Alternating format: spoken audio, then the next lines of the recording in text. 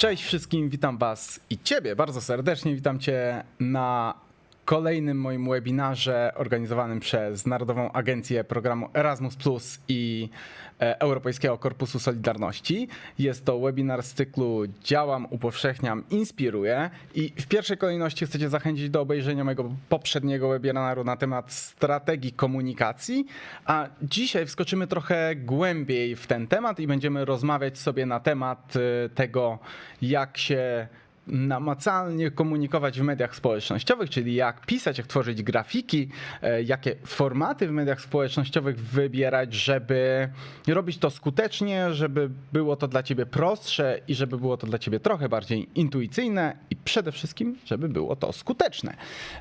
I zanim przejdziemy do tego, jak, to musimy sobie narysować trochę to, jaka jest scena mediów społecznościowych, czyli zrobić sobie takie trochę małe wprowadzenie do mediów społecznościowych. I pierwsze, co chciałbym zrobić, to chciałbym, żebyśmy się zastanowili nad tym, czym różnią się poszczególne media społecznościowe.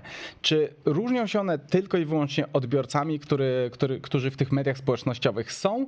I odpowiedź brzmi, że oczywiście tak, poszczególne media społecznościowe różnią się odbiorcami, grupą docelową, która tam się znajduje. Natomiast tutaj jedna uwaga, nie przywiązywałbym się do tego aż tak bardzo, ponieważ mamy zjawisko multiscreeningu, czyli tego, że każdy z nas tak naprawdę korzysta z więcej niż jednego medium społecznościowego. Po prostu korzystamy z tych mediów społecznościowych w różny sposób. Więc pierwsza ważna rzecz to warto się zapoznać z tym, w jakich mediach społecznościowych nasi odbiorcy, czy grupa docelowa, czy osoby, z którymi chcemy się komunikować, z jakich mediów społecznościowych oni korzystają, to jest jedna rzecz, ale druga rzecz, w jaki sposób i w jakich okolicznościach z tych mediów społecznościowych korzystają, bo to nam trochę pomoże tworzyć lepszą komunikację i trochę bardziej dopasowaną komunikację do tych osób. Więc na pewno nasi media społecznościowe, z których będziemy korzystać, różnią się odbiorcami, ale różnią się również tematyką komunikacji i tym, jakie tematy w tych mediach społecznościowych dominują. To jest kolejna rzecz. Oraz to, co jest również bardzo istotne, to to, że media społecznościowe różnią się pomiędzy sobą i tutaj chyba jest ta największa różnica, formatami, które w tych mediach społecznościowych dominują, czyli rodzajami postów, które są popularne oraz tym, które posty i które formaty mają większe zasięgi w danych mediach społecznościowych. Więc to jest taki, jeżeli mielibyśmy sobie myśleć o tym, czym się różnią media społecznościowe, to myślę, że to jest taki podstawowy podział na to, czym one się różnią. Natomiast zastanówmy się nad czymś trochę bardziej użytecznym, czyli tym, czy jesteśmy w stanie, czy oprócz jakby samego podziału mediów społecznościowych ze względu właśnie na odbiorców, formaty i tematykę komunikacji, czy jesteśmy w stanie podzielić również naszych odbiorców, którzy znajdują się po drugiej stronie, oraz czy jesteśmy w stanie w jakiś sposób podzielić sobie rodzaj komunikacji, bo myślę, że ten podział trochę więcej nam da w kontekście naszego wykorzystania mediów społecznościowych do komunikacji z odbiorcami. I jeżeli sobie o tym myślimy, to pierwszy podział, który chciałbym zrobić, to jest podział na rodzaje komunikatów. Jeżeli myślimy sobie o rodzajach komunikatów, to powinniśmy je podzielić na dwa rodzaje. Pierwszy to jest komunikat powtarzalny, czyli taki, do którego jesteśmy w stanie powrócić, oraz komunikat improwizowany. I to sobie umieścimy na tej jednej osi. Jeżeli myślimy z kolei o odbiorcach i ich umieścimy na tej drugiej osi, to możemy mieć odbiorcę, który jest bardzo zanurzony w komunikat, czyli mocno zaangażowany, oraz na odbiorcę biernego, czyli taki, który biernie konsumuje daną komunikację. I teraz pomyślmy sobie nad tym, nad poszczególnymi formatami treści, które wykorzystujemy do komunikacji. Nad formatami takimi jak zwykłe posty, nad formatami takimi jak nasze wpisy na blogu, live'y, wideo, czy chociażby poszczególne media społecznościowe. I jeżeli myślimy sobie o tych poszczególnych formach komunikacji, których używamy na co dzień, to powinniśmy postarać się trochę je przypisać i wpisać w ten nasz wykres, który nam się tutaj stworzył. I na samym początku zajmijmy się tym, co najbardziej angażuje odbiorców, czyli tymi najbardziej angażującymi formami komunikacji, czyli formami, które bardzo mocno angażują odbiorcę, czyli mamy tego odbiorcę zanurzonego, tego odbiorcę, który jest obecny tu i teraz i konsumuje bardzo aktywnie komunikat, oraz format komunikacji, który jest bardzo improwizowany, czyli taki, który jest tutaj i teraz, ale jeżeli nie obejrzymy tego komunikatu teraz, jeżeli nie skonsumujemy tego komunikatu teraz, to on najprawdopodobniej zniknie. I jeżeli sobie myślimy o tej ćwiartce, to tutaj mamy takie rodzaje postów jak Facebook Live, jak Instagram Live. Tutaj mamy takie media społecznościowe jak Clubhouse czy Twitch. Jeżeli nie znasz tych mediów społecznościowych, gorąco polecam się z nimi zapoznać, ponieważ z jednej strony Clubhouse jest czymś, co jest dużą nowością zarówno na świecie, jak i u nas w kraju. Jest bardzo ciekawym medium społecznościowym, który mocno eksploatuje trend voice only, czyli trend, gdzie my odchodzimy trochę od ekranów naszych komputerów, ale mimo wszystko chcemy pozostać w kontakcie z innymi ludźmi. I gorąco zachęcam do tego, żebyś zapoznała się z medium społecznościowym, jakim jest Twitch, czyli największa i najbardziej popularna platforma streamingowa na świecie, która bardzo, ale to bardzo zyskuje ostatnio na popularności. Nie wiem, czy akurat będzie pasować do tego, co ty robisz i do komunikacji twojego projektu, natomiast jestem zdania, że powinniśmy znać te nowości i powinniśmy znać media społecznościowe, które najszybciej się rozwijają. Nawet jeżeli nie będziemy się w nich komunikować, to jest dużo treści, dużo pomysłów, z których możemy się inspirować, które możemy wykorzystać do naszej komunikacji. Więc mamy tą ćwiartkę, gdzie mamy zanurzonego odbiorcę, improwizowany komunikat. Są to treści bardzo angażujące, więc warto jest je wykorzystywać w swojej komunikacji, a to też są treści, które niestety najrzadziej są przez nas wykorzystywane i powinniśmy chyba to zmienić.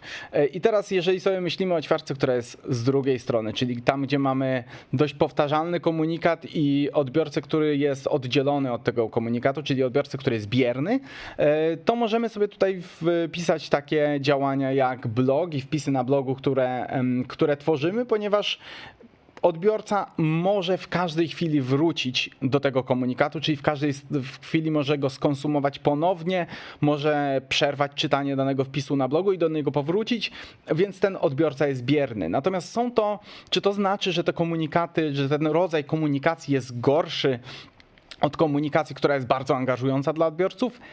Nie, ale ten rodzaj komunikacji spełnia trochę inne zadanie, więc jeżeli myślimy sobie o komunikatach, które są improwizowane i mają zanurzonego odbiorcę, to są te, które bardzo mocno budują przywiązanie i budują zaangażowanie odbiorcy względem naszej marki, naszego projektu. Natomiast te po drugiej stronie bardzo mocno wpływają właśnie na jego przywiązanie i na naszą relację z tymi odbiorcami. Kolejna ćwiartka to jest ta, gdzie mamy komunikat improwizowany albo zazwyczaj improwizowany i odbiorcę biernego i to są zazwyczaj posty, które po prostu wrzucamy na nasze media społecznościowe i to jest to, co najczęściej ludzie wykorzystują do komunikacji.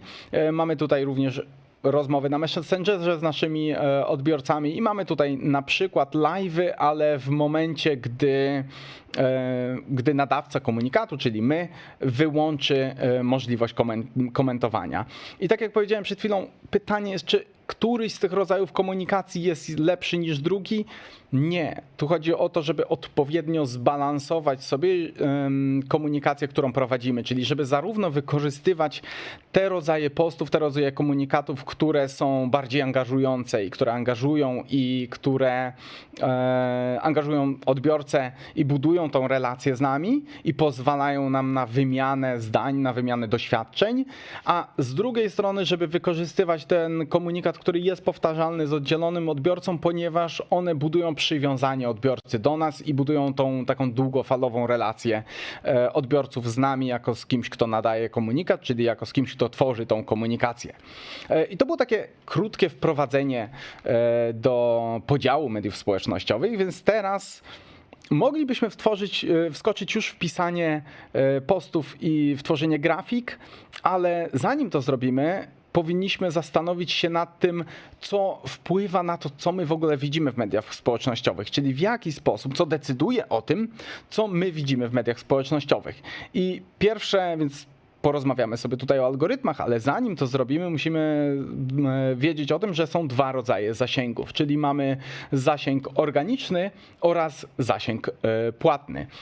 Zasięg organiczny to jest ten zasięg, czyli liczba odbiorców, do której jesteśmy w stanie dotrzeć z naszym komunikatem, dotrzeć z naszym postem, jeżeli nie płacimy, czyli jeżeli nie korzystamy z opcji płatnej, czyli jeżeli nie korzystamy z reklamy.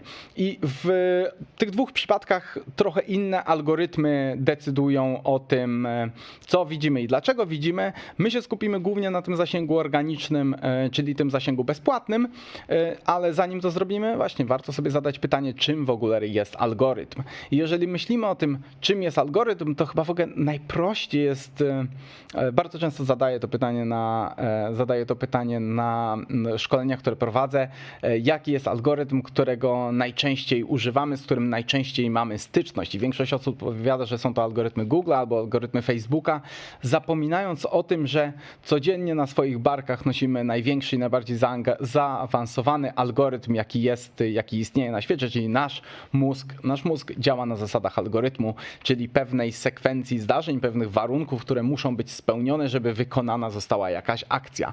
I dokładnie w ten sposób działają algorytmy, że muszą być jakieś warunki spełnione, żeby coś się stało, żeby coś pojawiło nam się przed oczami, czyli żeby coś pojawiło nam się na naszej ścianie aktualności, na naszym feedzie na Facebooku, czy na naszym feedzie na Instagramie, czy też na LinkedInie. Wszystkie te media społecznościowe korzystają z algorytmów, czyli z zautomatyzowanych warunków, które muszą być spełnione do tego, żeby coś nam się wyświetliło. Więc teraz chciałbym, żebyśmy na przykładzie Facebooka przyjrzeli się trochę temu, jak Facebook, jak inne media społecznościowe dobierają nam treści, które widzimy. I dlaczego, pierwsze chyba zadam pytanie, dlaczego Facebooka? A dlatego, że Facebook ma jeden z najbardziej zaawansowanych algorytmów online, dość mocno rozwinięty, o którym z jednej strony dość dużo wiemy, z drugiej strony niewiele wiemy, ponieważ bardzo wiele warunków, bardzo wiele czynników wchodzi tutaj w grę, natomiast z drugiej strony Facebook na blogu dla deweloperów czy na tablicy Marka Zuckerberga na Facebooku wyjawia dużo rzeczy na temat funkcjonowania tego algorytmu. I skoczę tutaj trochę do roku 2010, w ogóle do początków funkcjonowania Facebooka, zarówno w Polsce, jak i na świecie tak naprawdę. I w tamtym okresie algorytm Facebooka nazywał się EdgeRank, i miał taką oto dość skomplikowaną formułę, która niewiele nam mówi, więc chciałbym ją trochę przetłumaczyć, trochę ją uprościć. I na samym początku, czyli właśnie około 2010 roku EdgeRank funkcjonował w ten sposób, że bardzo ważny był czas, czyli to, kiedy dany post został opublikowany, jak dużo minęło od tej publikacji, oraz czas w kontekście tego, jak treść, którą opublikowaliśmy, nawiązywała i wiązała się z wydarzeniami, które dzieją się w danej społeczności czy w danym kraju, bo to jest coś, co warto zapamiętać, że Facebook od zawsze bardzo mocno nawiązywał do tego, co się dzieje w czasie rzeczywistym i chciał, żeby treści, które się tam pojawiały, miały odniesienie do wydarzeń, które są ważne w danej społeczności, w społeczności rozumianej jako albo mała, lokalna społeczność, albo w społeczności rozumianej jako na przykład kraj czy dany naród. Z drugiej strony bardzo istotna była waga, czyli to, jaki to jest rodzaj posta, jaki to jest rodzaj komunikatu, i trzecie to był współczynnik bliskości, czyli to, jak bardzo my jesteśmy oddaleni, jaką mamy relację z nadawcą komunikatu. Czyli to, jak często wchodzimy na dany profil, jak często angażujemy się w komunikację z danym profilem, kiedy ostatnio na nim byliśmy, kiedy ostatnio lajkowaliśmy jego posty, czy kiedy ostatnio komunikowaliśmy te posty. Natomiast to było w 2010. Od tamtego czasu algorytm Facebooka bardzo, bardzo mocno się zmieniał. W 2013 roku Facebook brał pod uwagę około 100 tysięcy czynników, 100 tysięcy sygnałów, które wpływały na to, co my widzimy w naszym feedzie, więc nie jesteśmy w stanie znać ich wszystkich i wpływać na każdy z tych czynników, ale mamy to szczęście, że wielu marketerów i wiele firm, które prowadzi komunikację, wyciąga wnioski z tego, co robi i do tego też gorąco Was zachęcam, żeby sobie testować, ponieważ algorytmy zmieniają się dość często, te zmiany algorytmu takie małe następują bardzo często, więc są jakieś sprawdzone sposoby, które ja dzisiaj Wam postaram się przekazać, natomiast z racji tego, że algorytm się zmienia, warto jest testować to, co u nas działa, sprawdzać różne formaty treści, sprawdzać różne rodzaje komunikacji, różne rodzaje pisania i różne rodzaje grafik, po to, żeby zobaczyć, co w naszej grupie docelowej u naszych odbiorców będzie się sprawdzało najlepiej oraz generalnie, co się sprawdza najlepiej w kontekście algorytmu Facebooka. Więc to jest coś, do czego gorąco Was zachęcam.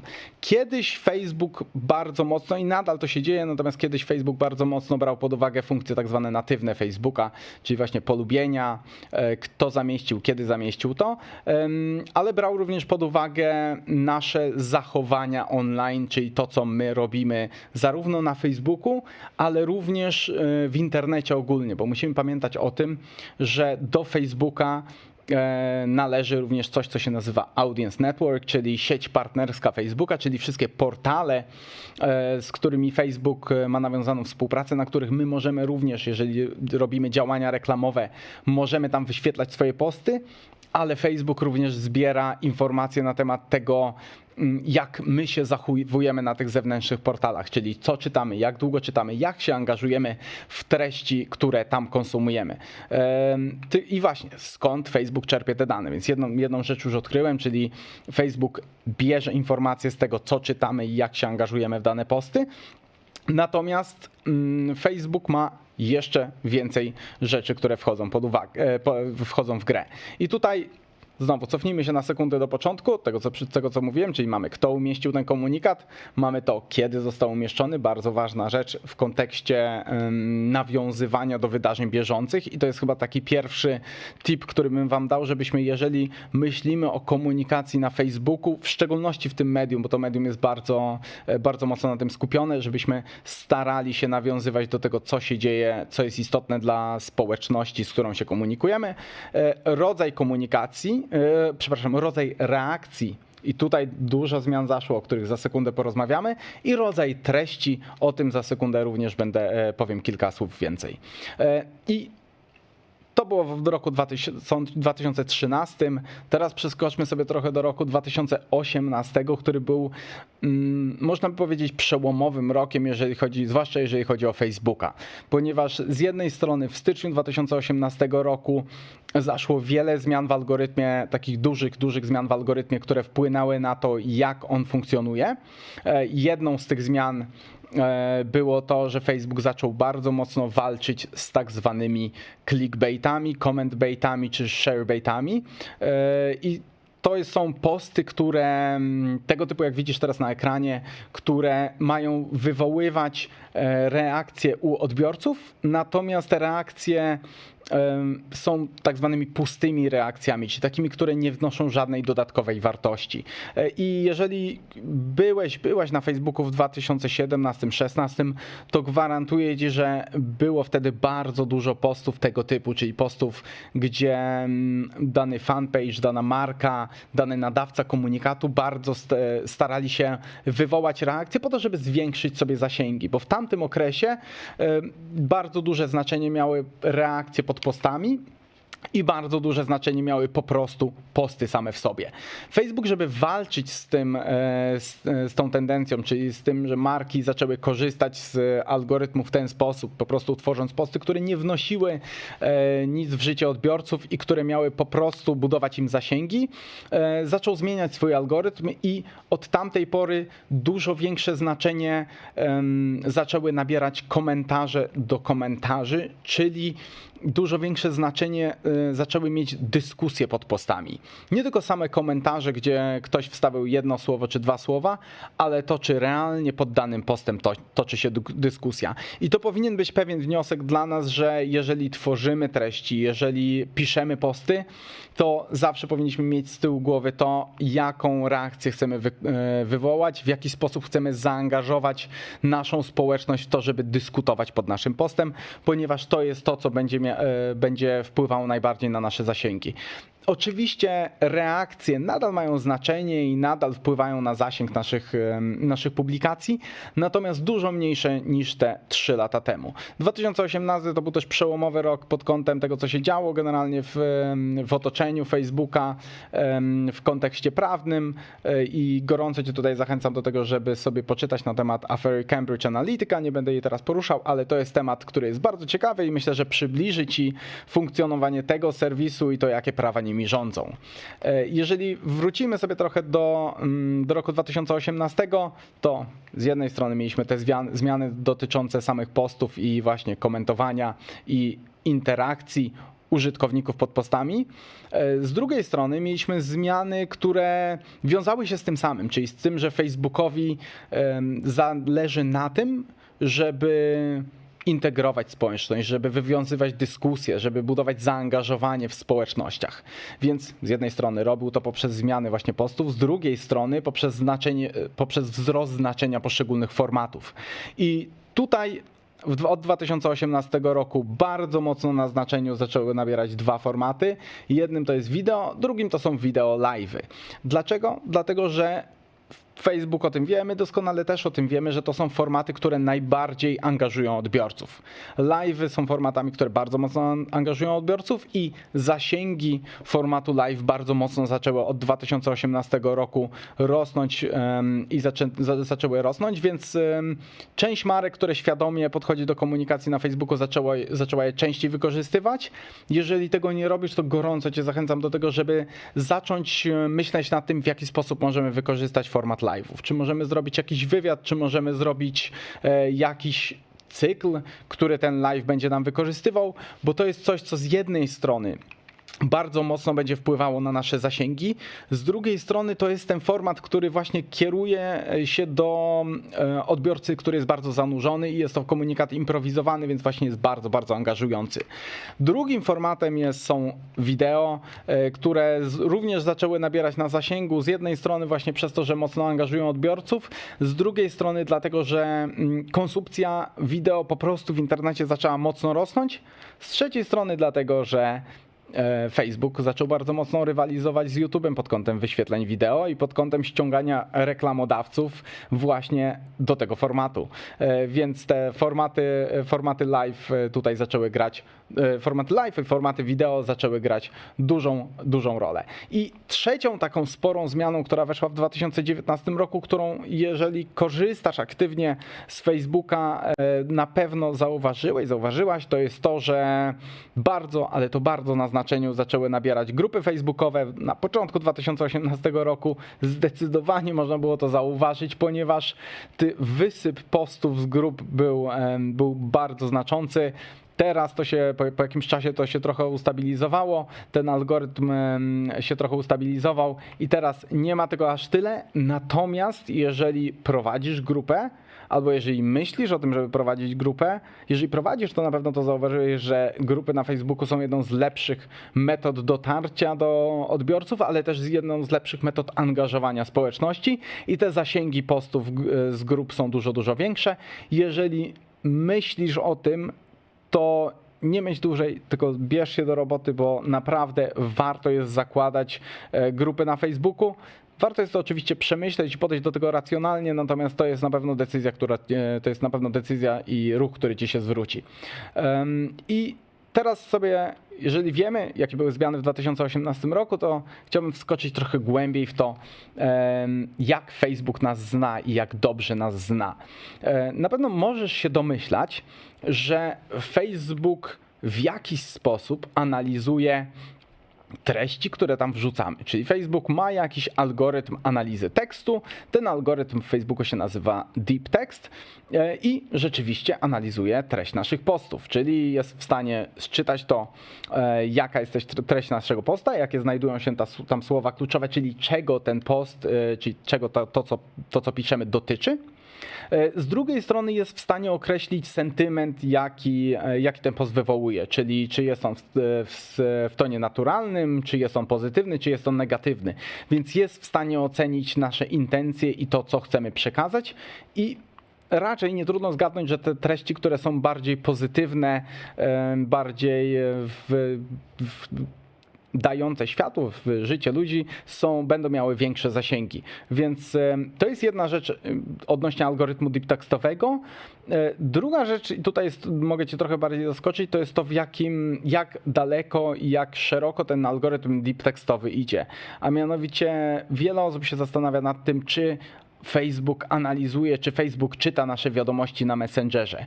I odpowiedź brzmi i tak, i nie, ponieważ tak, algorytm deep tekstowy analizuje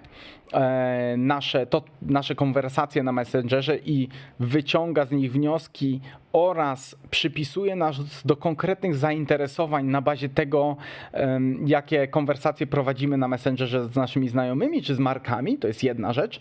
Więc jeżeli kiedyś rozmawiałaś na Messengerze ze swoim znajomą, coś powiedziałeś i coś napisałeś i potem ścigała cię reklama powiązana z tym, co napisałeś, to nie powinno cię to zaskoczyć, to jest algorytm deep tekstowy.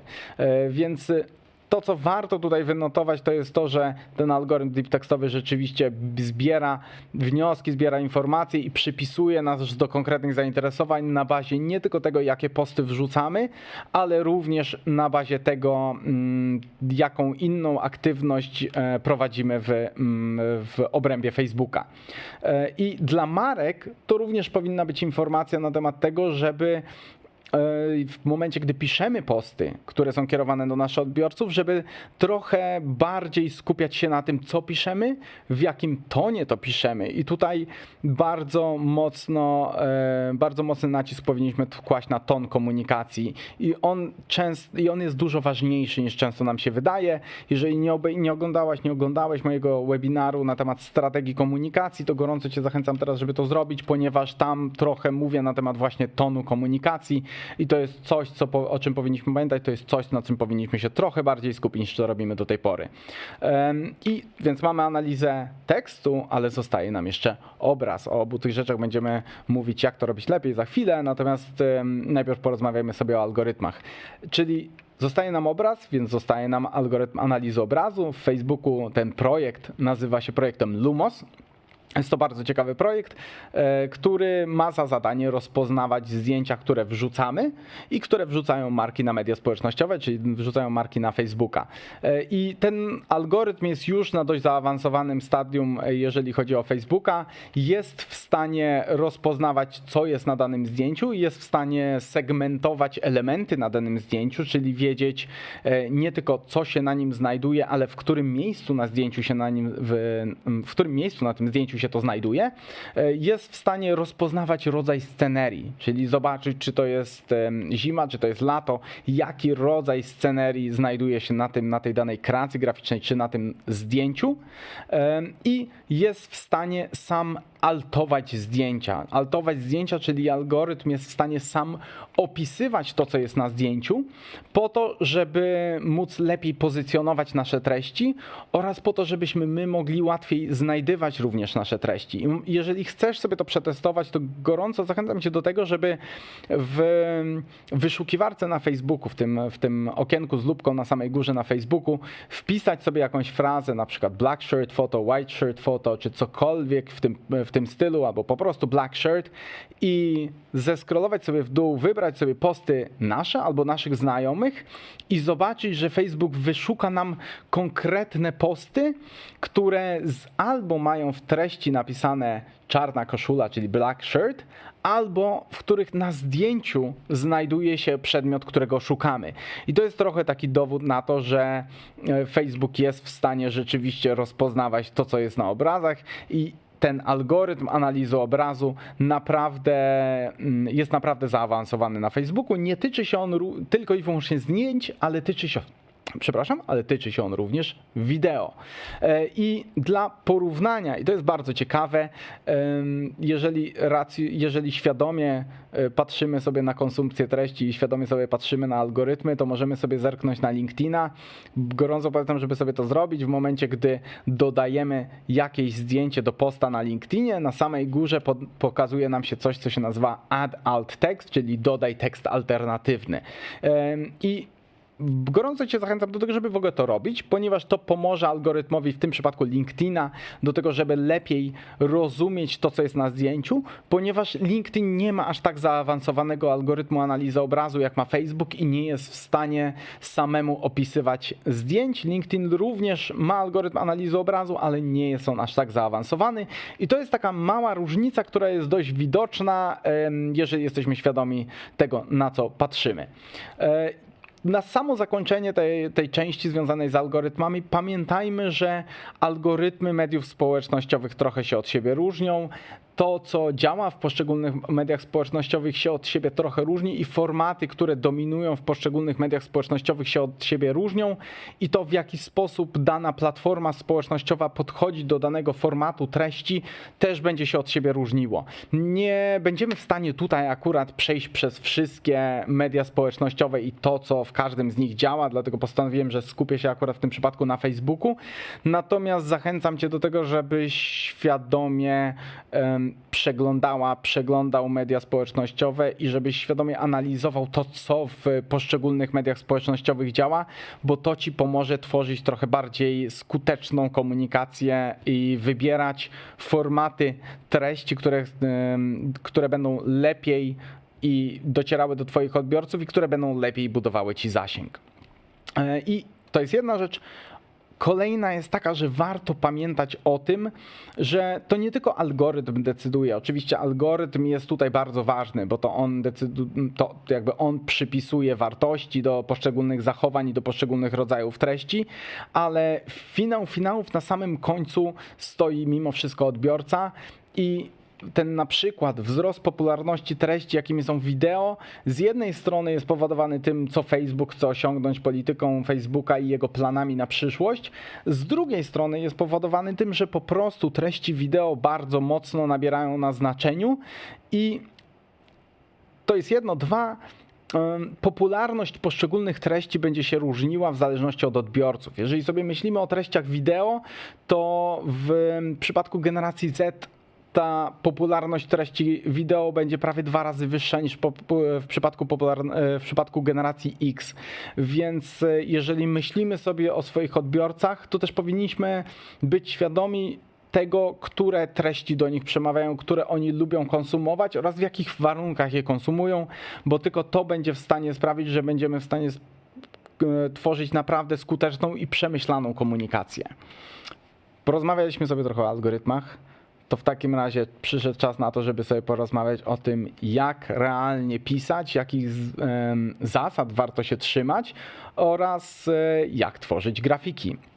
Zaczniemy od tej warstwy tekstowej, czyli tego, jak komponować tekst naszych postów, żeby ten tekst był bardziej przyjazny dla naszych odbiorców i żeby był skuteczniejszy. Więc jeżeli sobie myślimy o tekście, to jest kilka zasad, które powinniśmy się trzymać. Pierwszą taką nadrzędną zasadą, o której bardzo często ludzie zapominają, to jest to, że pierwsze zdanie naszego posta jest najważniejsze. Co to znaczy? To znaczy, że pierwsze zdanie powinno stanowić jak najmniejszą barierę wejścia dla naszego odbiorcy w czytanie, więc powinniśmy poświęcić więcej czasu na to, żeby zaprojektować, żeby napisać pierwsze zdanie. Powinno one być raczej jednokrotnie złożone, powinno być intrygujące i powinno być proste do przeczytania przez naszego odbiorcę.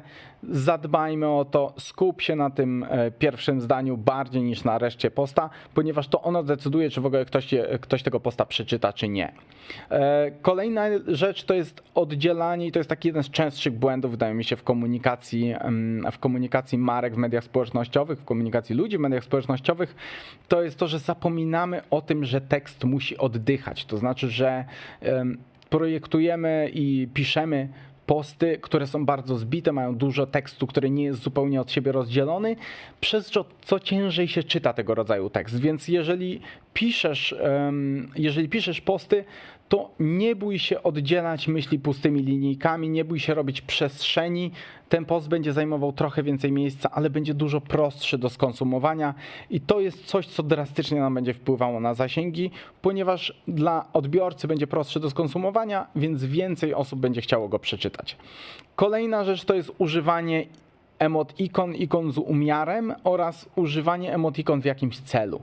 Więc i to jest też błąd, który widzę bardzo często, że marki nieświadomie używają emotikon, a emotikony powinny być używane świadomie. Co to znaczy? To znaczy, że jeżeli chcemy użyć emotikon, one powinny służyć jakiemuś celowi.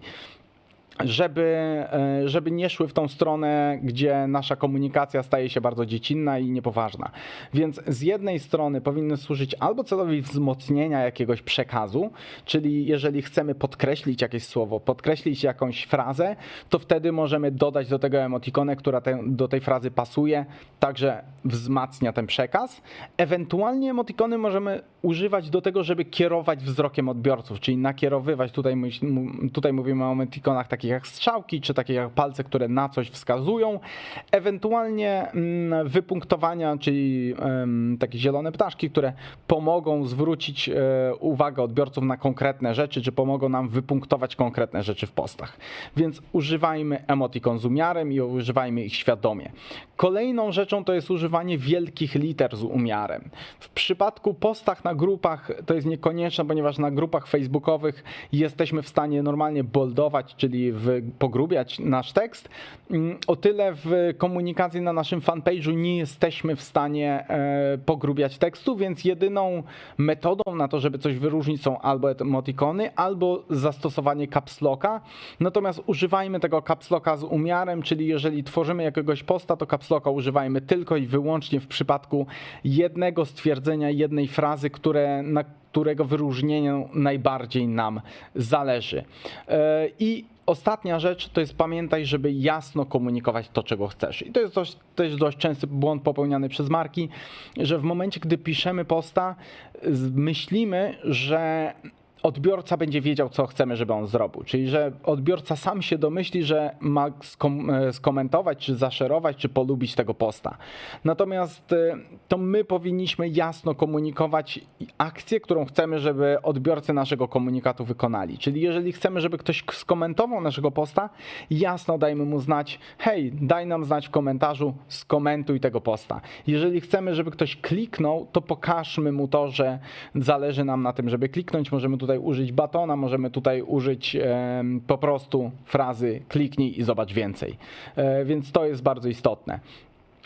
I mam tutaj kilka przykładów postów, które moim zdaniem są dobre i z których warto czerpać, które są trochę takim pokazaniem tych kilku rad, które powiedziałem na początku. Tutaj mamy post mBanku, który bardzo fajnie pokazuje właśnie kierowanie do najważniejszej akcji. Najważniejszą akcją jest tutaj kliknięcie w link, więc ten link jest wyrzucony na górę. Też o tym pamiętajmy, że jeżeli zależy nam na tym, żeby ktoś kliknął, to może warto ten link wyrzucić na górę, ponieważ 3 pierwsze linijki danego posta będą widoczne, później ten post będzie się zawijał, więc jeżeli rzeczywiście zależy nam na tym, żeby ktoś w ten konkretny link klikał i to jest najważniejsza akcja, którą w tym poście ma odbiorca wykonać, to zastanówmy się na tym, czy tego linku nie wyrzucić na górę, żeby odbiorca nie musiał robić 2 kliknięć, tylko mógł zrobić 1 kliknięcie.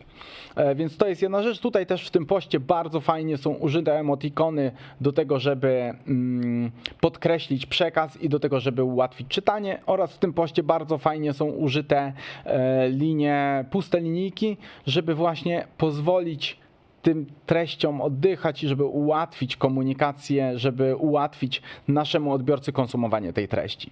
Tutaj mamy bardzo fajny przykład. Prowly to jest firma, która specjalizuje się w PR-ze, w copywritingu, więc trochę mnie nie dziwi, że akurat takiego posta stworzyli, natomiast to jest takie bardzo fajne pokazanie tego, w jaki sposób znajomość naszej grupy docelowej oraz problemów i pytań, które oni sobie zadają, może sprawić, że nasza komunikacja będzie prostsza i że nie zawsze musimy bardzo dużo pisać po to, żeby skłonić odbiorców do tego, żeby coś zrobili. Więc to jest bardzo fajny przykład tego. Tutaj będziemy mieli jeszcze jeden przykład Asany, która znowu bardzo fajnie używa linii podziału i bardzo fajnie używa wypunktowania i pokazuje, że nie trzeba używać wielu emotikon, że nie trzeba używać wiele tekstu, żeby spełnić cel, który chcemy spełnić. I teraz chciałbym Ci podać trochę przykładów, w jaki sposób, ponieważ prawda jest taka, że największy problem, który mamy, to jest właśnie z tym, żeby zacząć pisać, czyli żeby zacząć danego posta.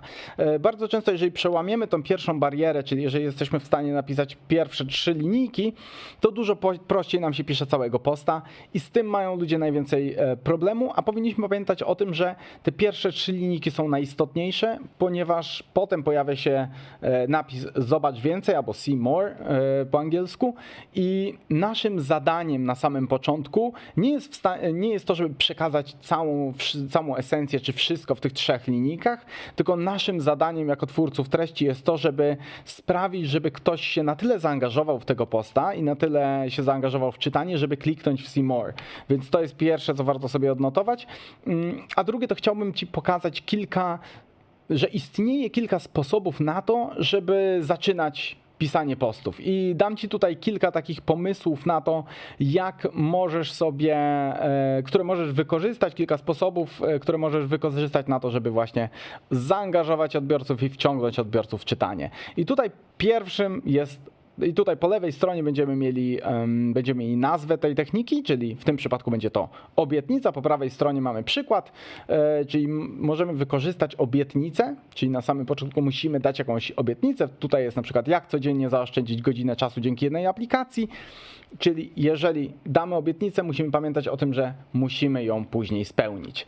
Kolejnym z takich przykładów działań, które możemy robić, to jest na przykład ciekawostka. Czy wiesz, jaka cecha na przykład pracodawców, czy przyciąga najwięcej kandydatów, albo czy wiesz, jakie działanie w naszym projekcie najbardziej się podobało naszym uczestnikom. To jest, czyli korzystamy z tej i wywołujemy tą ciekawość u naszych odbiorców, żeby wciągnąć ich w czytanie. Kolejną rzeczą jest trik, czyli coś, co będzie pomocne dla naszego odbiorcy, coś, co ułatwi mu znowu życie. To jest podobne do obietnicy, natomiast w trochę inną stronę tutaj idziemy. Kolejnym działaniem, które jest moim zdaniem bardzo skuteczne, to jest coś, co sprawdziłem wielokrotnie, coś, co uważam, że bardzo fajnie działa, to są zwroty na ty, czyli kierowanie się bezpośrednio do naszego odbiorcy, nauczycielu, uczniu, rekruterze, marketingowcu, czyli coś, co bezpośrednio zwraca uwagę naszej grupy docelowej i mówi mu, to jest post dla ciebie. To jest zabieg, który jest bardzo skuteczny. Kolejna rzecz to jest pokazanie pewnego kontrastu, czyli właśnie tak jak tutaj na przykład, jak pisać ciekawie o nudnych rzeczach, albo jak prosto poradzić sobie ze skomplikowanym projektem. To jest technika, która jest bardzo często wykorzystywana nie tylko do pisania postów i do zaczynania tego, żeby pisać posty, ale to jest też technika, która jest bardzo często wykorzystywana przez marketingowców czy graphic designerów do tego, żeby tworzyć komunikację nawet największych marek, więc to jest coś, co jest bardzo skuteczne i jeżeli tylko będziesz miała okazję do tego, żeby wykorzystać ten zabieg, to gorąco Cię do tego zachęcam, żeby tego spróbować, bo gwarantuję tutaj sukces akurat. Kolejnym przykładem takiego działania może być autorytet, czyli wykorzystanie jakiegoś autorytetu. Tylko tutaj jest ważna uwaga, ten autorytet musi być realnie autorytetem i tutaj jest taka cienka linia, że powinniśmy bardzo świadomie i bardzo ostrożnie myśleć o autorytetach, czyli musimy wiedzieć, kto jest autorytetem dla naszej grupy docelowej, dla naszych odbiorców, żeby to się nam nie odbiło rykoszetem, natomiast jeżeli umiejętnie wykorzystamy autorytet i nawiążemy do autorytetu, to bardzo prosto możemy zwrócić uwagę odbiorców i bardzo prosto możemy przykuć uwagę odbiorców. Kolejną rzeczą jest historia, coś co wszyscy z nas lubią, czyli zaczynanie posta od opowiadania historii. Pozwól, że opowiem Ci historię. Myślałem, że dojdzie do rękoczynów. To jest coś, co bardzo mocno to jest coś, co bardzo mocno przykuwa uwagę odbiorców, ponieważ jeżeli my jako ludzie słyszymy zdanie pozwól, że opowiem Ci historię, to naszą naturalną reakcją na ten zwrot jest odpowiedzenie słucham. A to jest dokładnie ta reakcja, którą chcemy wywołać u swoich odbiorców. I kolejną, już ostatnim zabiegiem jest tajemnica, czyli ukrycie czegoś przed odbiorcą, czyli danie mu obietnicy tego, że wyjawimy mu jakiś sekret. Natomiast tutaj uwaga, jeżeli obiecujemy coś, tak jak na przykład w przypadku techniki, jaką jest obietnica, czy właśnie tajemnica, to musimy tą tajemnicę wyjawić albo musimy tą obietnicę spełnić, więc o tym należy pamiętać. Mam nadzieję, że te kilka sposobów trochę ułatwi Ci pisanie postów i zaczynanie pisania postów w przyszłości. gorąco Cię zachęcam do tego, żebyś, nawet jeżeli będzie to tworzone do szuflady, to żeby to zrobić, żeby spróbować każdą z tych technik i żeby próbować, ponieważ pamiętajmy na zakończenie tej części na temat pisania, chciałbym Ci powiedzieć, żebyś pamiętała o tym, że pisanie to nie jest coś, czego jesteśmy w stanie się tu i teraz nauczyć i jutro będziemy w tym dobrzy. Pisanie to jest coś, co trzeba ćwiczyć, to jest coś, co trzeba rozwijać. Bez świadomego myślenia o copywritingu, o pisaniu tekstów nie będziemy w stanie robić tego lepiej. Natomiast warto próbować, warto ćwiczyć, nawet jeżeli, tak jak powiedziałem wcześniej, piszemy do szuflady. Mamy mamy tą warstwę tekstową, więc powinniśmy przejść teraz do warstwy graficznej, czyli do kompozycji graficznej. I tutaj jest taki mały test na to, co jest najważniejsze, jeżeli chodzi o nasze posty. I najważniejszą częścią naszego posta jest grafika, ponieważ grafika to jest to, co jako pierwsze przykuwa wzrok odbiorców. To jest to, co jako pierwsze my widzimy. Więc warto się trzymać kilku zasad w przypadku grafiki. To jest jedno. Dwa, warto jest więcej czasu spędzić na projektowaniu grafik do naszego posta. One są dużo ważniejsze niż tekst posta, który napiszemy, ponieważ tak jak mówię, to one przykuwają wzrok, więc to od samej grafiki, od samej kreacji graficznej, którą stworzymy, zależy to, czy w ogóle ktoś tego posta zauważy i zależy to, czy ktoś tego posta przeczyta. Więc naszym zadaniem, jeżeli chodzi o kreacje graficzne, jest ułatwienie życia odbiorcom. I to samo zadanie powinno nam przyświecać, jeżeli chodzi o pisanie treści naszych postów. Więc skoro naszym zadaniem jest ułatwienie życia odbiorcom, no to powinniśmy się trzymać pewnych zasad. I jeżeli sobie myślimy o takich podstawowych zasadach tworzenia kreacji graficznych, będzie ich tu kilka, natomiast jestem pewien, że moglibyśmy tutaj dać dużo więcej. Zanim chyba przejdę do tej pierwszej, to dam jeszcze jedną taką protip numer 0, czyli to, że naszym celem, jeżeli chodzi o kreację graficzną, są dwie rzeczy. Jedna to jest przykucie uwagi naszych odbiorców, więc powinniśmy zadbać o to, żeby nasza kreacja graficzna wyróżniała się na tle medium społecznościowego, w którym publikujemy, czyli że kolorystycznie powinna się wyróżniać, czyli tutaj warto używać jaskrawych barw, jaskrawych kolorów.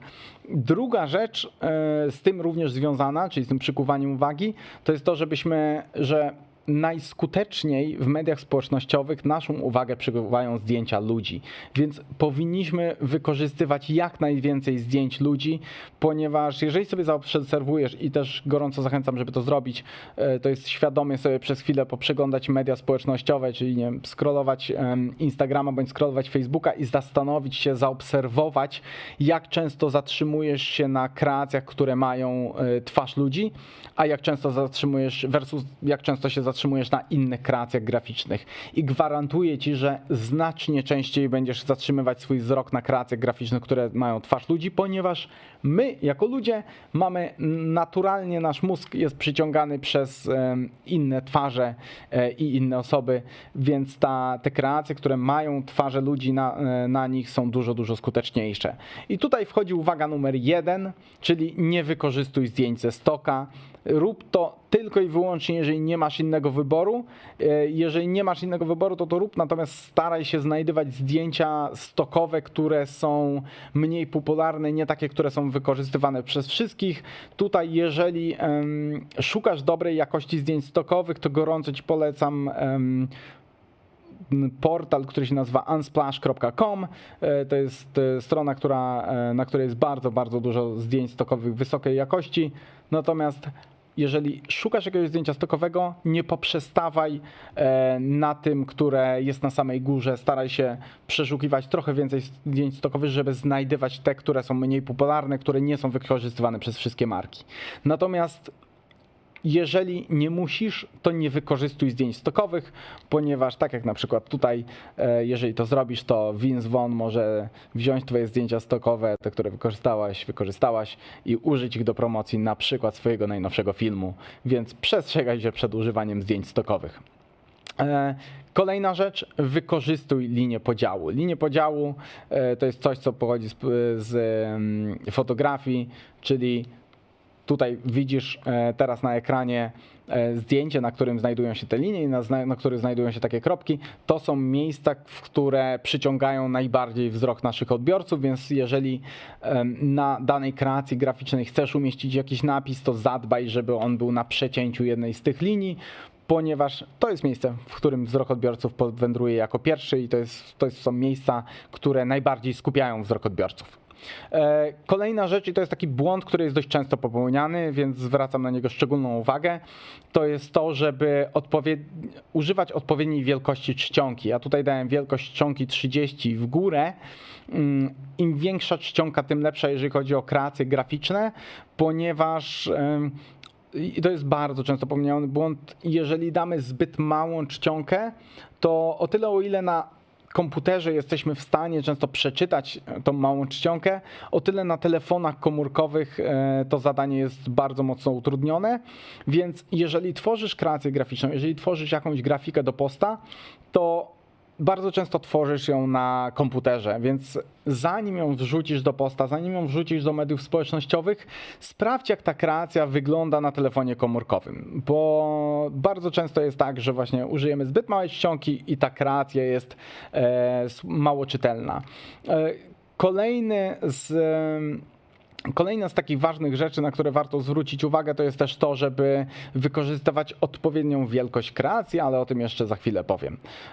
I ostatnia rzecz, staraj się wykorzystywać formaty graficzne, które przykuwają uwagę. O tym już trochę mówiłem, czyli staraj się wykorzystywać nie tylko formaty takie jak link post, czyli post z linkiem, czy zwykłe zdjęcia, czy zwykłą kreację graficzną, ale postaraj się wykorzystywać również większe kreacje graficzne, albo podłużne kreacje graficzne, albo staraj się wykorzystywać formaty takie jak wideo, czy takie właśnie jak live'y, albo funkcje natywne Facebooka, takie jak ankiety, czy takie jak rekomendacje, takie, które będą angażować odbiorców. I na sam koniec tego webinaru chciałbym Ci powiedzieć o czym już trochę powiedziałem, bo wymieniłem kilka z tych błędów, więc one prawdopodobnie się powtórzą, natomiast chciałbym tutaj trochę tak podsumować i zwrócić Twoją uwagę na te najczęstsze błędy, które my popełniamy w komunikacji w mediach społecznościowych.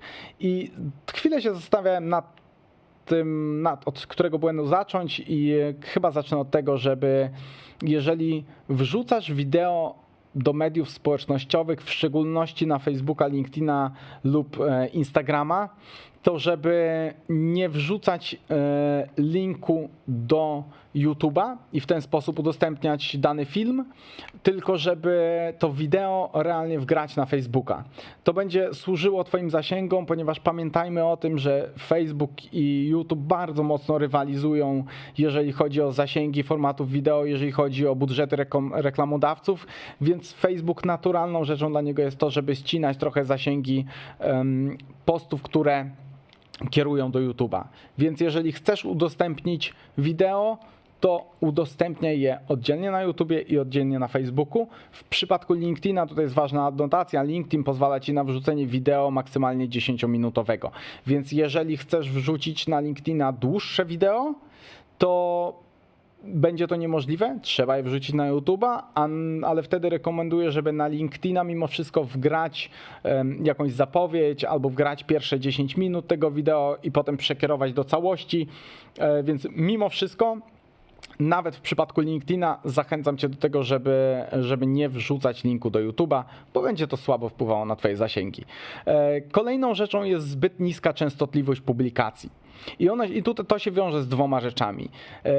Jedno to jest wykorzystanie zbyt małej ilości kanałów, czyli wykorzystujemy zazwyczaj jeden kanał komunikacji, tak jak na przykład Facebook. Warto jest pomyśleć o tym, czy nie wykorzystać większej ilości kanałów, żeby zwiększyć częstotliwość.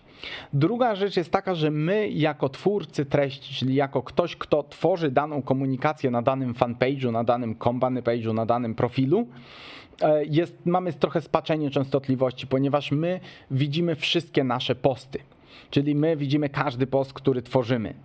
I zakładamy, że odbiorca naszej komunikacji również widzi wszystkie nasze posty, a niestety tak nie jest. Jakby odbiorcy naszej komunikacji widzą tylko część naszych postów, więc ta częstotliwość komunikacji dla nich jest mniejsza niż dla nas. I chciałbym Cię uczulić na to i powiedzieć, żebyś o tym pamiętał, pamiętała i żebyś starał się zwiększać tą częstotliwość publikacji, bo to jest bardzo istotne, żeby rzeczywiście realnie budować świadomość odbiorców i żeby wpływać na to, jak oni się zachowują i czy zapamiętują naszą markę i czy wykonują działania wobec naszej marki. Kolejną bardzo ważną uwagą jest brak treści skierowanych na angażowanie odbiorców. I nie mówię tutaj o postach, gdzie na końcu jest, gdzie mamy jakąś merytoryczną treść i na końcu jest zawołanie do działania, czyli skomentuj, co o tym myślisz, czy coś w tym stylu. Mówię o postach, które są stricte skierowane tylko i wyłącznie na angażowanie odbiorców, czyli posty, które nie mają żadnego innego celu, tylko zaangażować naszych odbiorców i to jest niestety błąd, który jest popełniany bardzo często, czyli prowadzimy komunikację z odbiorcami, ale jest to komunikacja jednostronna. Pamiętajmy, że media społecznościowe są stworzone do komunikacji dwustronnej, więc powinniśmy zaplanować sobie w tym naszym planie komunikacji, powinniśmy sobie zaplanować komunikację dwustronną, czyli takie posty, które będą właśnie angażowały naszych odbiorców. Mogą to być pytania, mogą to być jakiegoś rodzaju rozważania z pytaniami na końcu, mogą to być ankiety, czy mogą to być rekomendacje, czy w ostateczności może to być głosowanie na reakcję. Natomiast jeżeli w przypadku głosowania na reakcję, czy w przypadku ankiet, pamiętajmy o tym, żeby to działanie powiązać z czymś, co będzie w przyszłości i żeby zawsze ankiety czy właśnie głosowanie na reakcję, żeby one mimo wszystko były powiązane z naszą marką, z tym, co robimy na co dzień. Więc pamiętajmy, żeby mieć to z tyłu w głowie, że jeżeli prowadzimy komunikację, to ona zawsze powinna się wiązać z naszymi wartościami, z wartościami, które wyznajemy, z wartościami, które wyznaje nasza marka i z tym, co my robimy. Nigdy komunikaty nie powinny być oderwane od tego, jaka jest nasza domena działalności. Kolejnym takim błędem jest prowadzenie komunikacji ad hoc. Niestety zbyt wiele marek prowadzi komunikację ad hocową na bieżąco, tu i teraz. Dzisiaj chcę wstawić posta, dzisiaj go planuję i dzisiaj go tworzę, czyli brak planowania. Twórzmy harmonogramy publikacji. Jeżeli chcesz otrzymać ode mnie harmonogram publikacji, daj znać w komentarzu, chętnie Ci go wyślę. Natomiast gorąco zachęcam, twórz harmonogramy publikacji, planuj swoją komunikację. Ona nie musi być planowana z miesięcznym, dwumiesięcznym wyprzedzeniem, ale planuj ją przynajmniej tydzień, 2 tygodnie do przodu, żebyś mogła kontrolować to, co będzie się wyświetlać i żeby móc dbać o spójność tej komunikacji, ale również o jej różnorodność. Kolejną uwagą i kolejnym takim błędem jest niedopasowanie wielkości kreacji do rodzaju posta albo niedopasowanie wielkości kreacji do tego, co chcemy osiągnąć. I tutaj to jest bardzo częste zwłaszcza w przypadku zwykłych postów graficznych, czyli mamy jakiś tekst posta, i mamy kreację, która do niego idzie i bardzo często firmy wykorzystują wtedy kreacje, które są zbyt małe, zbyt wąskie albo zbyt niskie. Czyli wykorzystujemy kreacje, które normalnie służą do tego, żeby pójść w poście z linkiem tak zwanym, czyli poście, który gdzieś kieruje. Natomiast w przypadku takich postów stricte graficznych, zwłaszcza na Facebooku, LinkedInie i Instagramie, powinniśmy wykorzystywać kreacje, które są na kwadratami, bądź które są kreacjami pionowymi, czyli 1080 na 1080 albo 640 na 960, dlatego że takie kreacje będą zajmowały większą powierzchnię na telefonie komórkowym odbiorców, więc ciężej będzie te kreacje graficzne i tego posta przegapić, więc będziemy w ten sposób również budować sobie zasięgi. Uwaga numer 6. Zbyt mała różnorodność formatów i zbyt mało formatów, które angażują. To się wiąże trochę z tą uwagą numer 4, ale tutaj jest zbyt mało formatów, które angażują. Mówię też o wideo i wideo live'ach. Niestety bardzo często skupiamy się na komunikacji i prowadzimy komunikację, która tylko i wyłącznie opiera się na 2 formatach. Jedne to są link posty, drugie to są posty graficzne.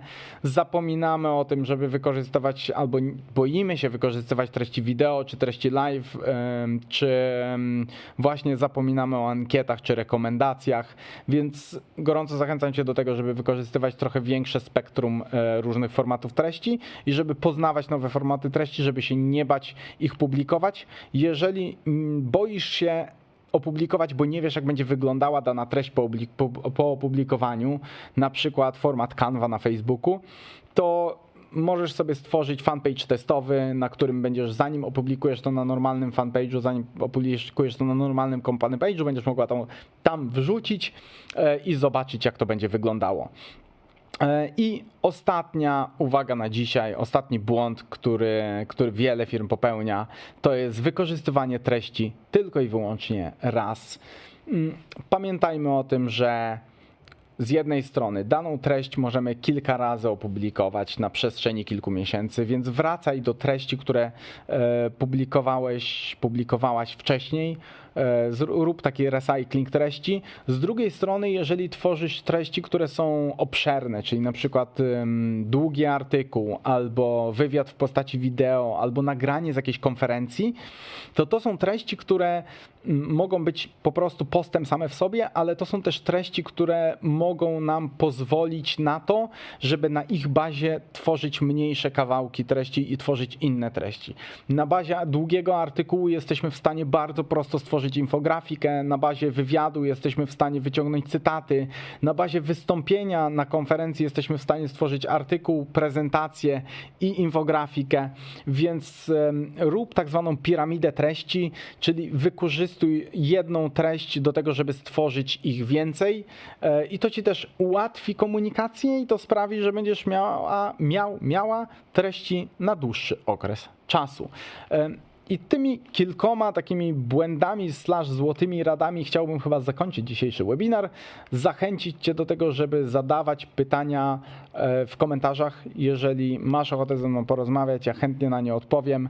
Jeżeli masz więcej pytań, chcesz trochę więcej porozmawiać na temat mediów społecznościowych, to skontaktuj się ze mną na Facebooku, LinkedInie czy Instagramie, a ja chętnie z Tobą porozmawiam, powiem trochę więcej. Mam nadzieję, że będę w stanie coś podpowiedzieć.